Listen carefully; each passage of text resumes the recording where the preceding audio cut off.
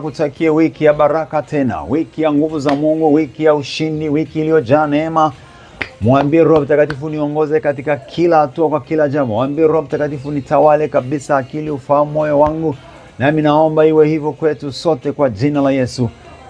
Shangilia katika Bwana, pata furaha na amani katika wiki hii, wala usishindwe bali unashinda, kwa sababu Bwana ni mwaminifu na mwema. Neno lake, maandiko matakatifu, waraka wa kwanza wa Yohana sura ya 4 mstari wa 18 anasema, katika pendo hamna hofu, lakini pendo lililo kamili huitupa nje hofu, kwa maana hofu ina adhabu, na mwenye hofu hakukamilishwa katika pendo.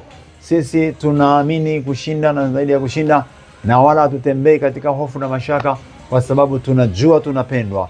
Jua kwamba Yesu anakupenda, na pendo lake halina hofu wala uharibifu, lina mema. Neema na baraka za Yesu ziwe nawe.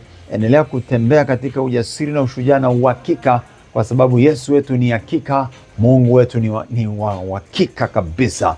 Bwana atubariki, atuangazie tena, tukawe na wiki ya kushinda na kufanikiwa sana katika jina la Yesu.